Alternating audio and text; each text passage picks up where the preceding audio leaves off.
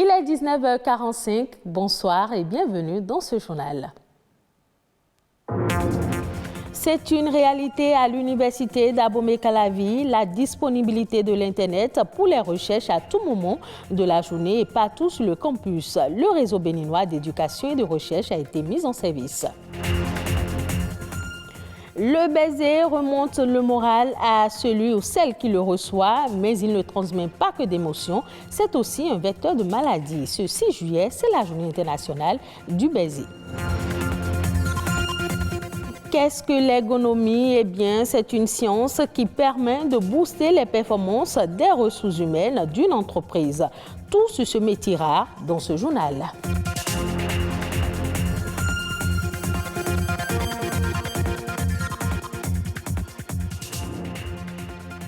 Les étudiants de l'université d'Abomey-Calavi ont désormais accès à Internet pour effectuer leurs recherches. C'est une décision du gouvernement béninois qui va permettre à plusieurs universités publiques de disposer de la connexion à tout moment de la journée. L'expérience a débuté au campus d'Abomey-Calavi et ce sont les ministres de l'enseignement supérieur et du numérique qui ont procédé à la mise en service du réseau béninois d'éducation et de la recherche. Le compte rendu avec Ruth Abanon et Charlène Kendiho. C'est devenu une réalité à l'université d'Abomey-Calavi, l'Internet partout pour faciliter la recherche.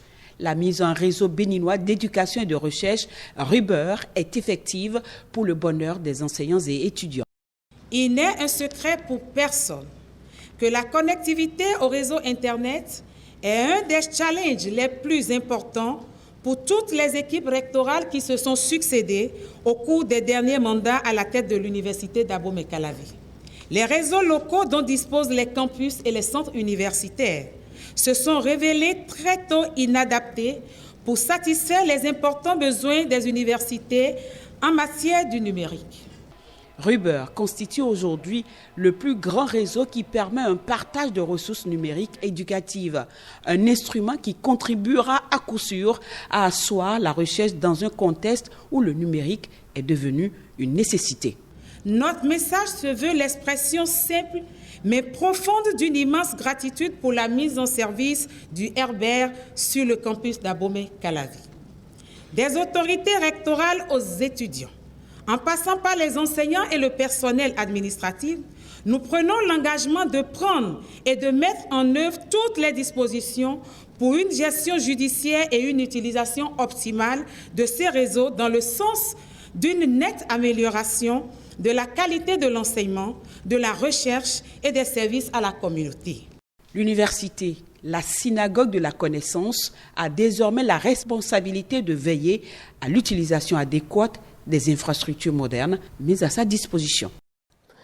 Une usine de fabrication de sacs de jute d'une capacité de 25 millions par an s'installe dans la zone industrielle de Glodjibé. Avec un investissement estimé à près d'1 milliard de francs CFA, l'entreprise spécialisée dans la transformation de produits agricoles est officiellement la 30e entreprise à investir dans la zone. Cette unité de production va réduire considérablement la dépendance de l'Afrique de l'Ouest en ce qui concerne les sacs de jute importés d'Asie. Ces sacs seront fournis aux producteurs à travers le Bénin pour la collecte de noix de cajou.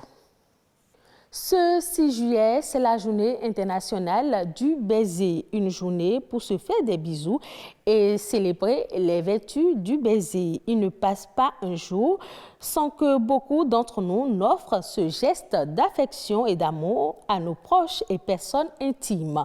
Pour marquer cette journée, nous vous proposons de suivre cet élément réalisé par Christelle Hueto et Charlène Kendiho. Geste amoureux par excellence, le baiser est une marque d'affection et d'amour. De rite généralement social, il est ainsi ancré dans notre quotidien. À la Renaissance, ce geste d'amour est devenu mixte. On peut donc donner un baiser à un ami, à un amant ou à un proche. Ce geste réconforte également les enfants. Le baiser associe deux êtres humains dans un échange de senteurs, de goût, de texture et d'émotion. On peut aussi exprimer ses sentiments à travers un baiser car il réconforte la cohésion et permet d'entretenir la bonne harmonie amoureuse et sexuelle. Et pourtant, il peut être un vecteur de maladies, parfois mortelles, comme l'hépatite, l'herpès, la mononucléose, le rhume et le coronavirus. Environ 50 millions de bactéries sont échangées en moyenne lors d'un French kiss. À la genèse, le concept de la journée du baiser a vu le jour en 1990 à l'occasion de la Journée nationale britannique du baiser qui célébrait non seulement l'amour et la passion, mais aussi le plaisir de s'embrasser. Célébrer une telle journée remonte à retrouver la sensation de bien-être qu'un bisou peut apporter. L'ergonomie, ce mot n'est pas du vocabulaire de la santé. C'est un métier rare sous nos cieux. L'ergonomie est une science qui permet de booster la performance des ressources humaines d'une entreprise. Solliciter donc l'expertise d'un ergonome accroît les gains de productivité, de motivation et de bon rendement des collaborateurs. Carole Akogbekan est ergonome. Elle nous parle ici de son métier. L'ergonomie est une science qui est jeune et qu'il faut intégrer dès la conception des entreprises.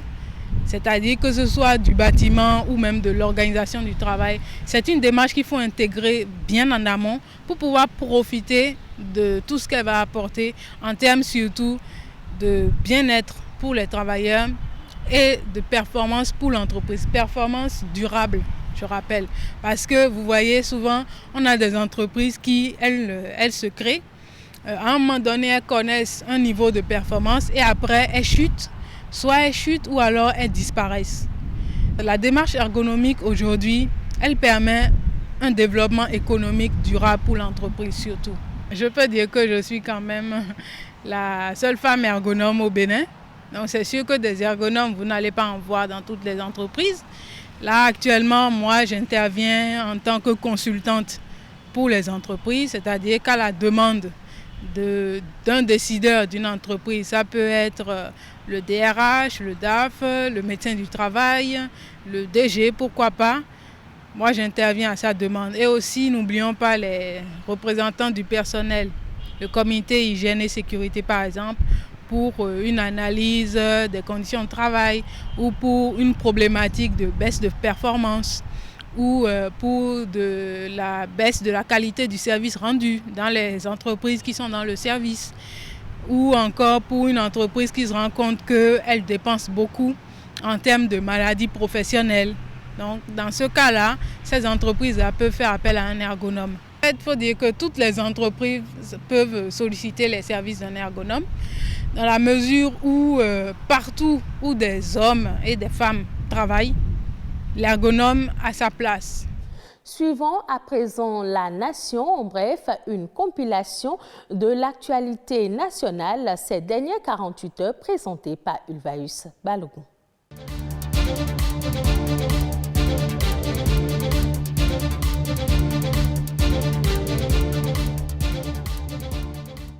Il se tient depuis le mardi 5 juillet à Cotonou, la 6e édition de la conférence internationale sur la finance verte. Placée sous le thème « La contribution du secteur privé africain à la mise en œuvre de l'accord de Paris sur le climat », la dite conférence vise à fournir aux pays africains une expertise renforcée dans la recherche de financement pour un développement sobre en carbone. La finance verte, faut-il le rappeler, est le financement d'investissements conçus pour générer des bénéfices environnementaux et sociaux. Elle représente l'ensemble des services proposés par les marchés financiers pour investir dans des projets qui visent à réduire l'impact des activités humaines sur l'environnement. Un programme d'appui à l'entrepreneuriat des jeunes intitulé Bride to Mass Challenge Bénin a été lancé mardi dernier à Cotonou. Le dit programme aide à développer les compétences entrepreneuriales nécessaires pour la réussite sur le marché mondial et promeut le travail d'équipe, la collaboration, l'accès au financement par capital risque et l'accès aux réseaux commerciaux américains. Ainsi, à travers cette initiative, des centaines de jeunes entrepreneurs béninois seront formés et mis en concurrence directe. À terme, le dit programme entend contribuer de manière significative à positionner le Bénin comme un centre entrepreneurial émergent et un leader de l'innovation en Afrique et dans le monde.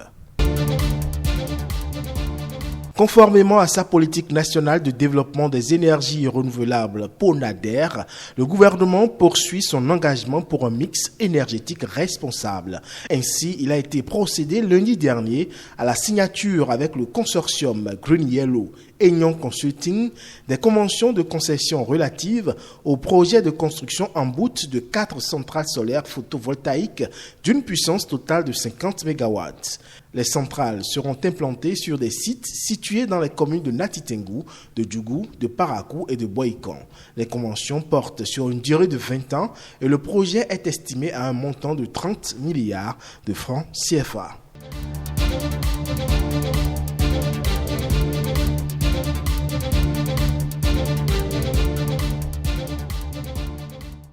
Et ce sera tout pour cette édition. Merci de l'avoir suivi. Retrouvez ce journal sur le site de l'ORTB, www.ortb.bj.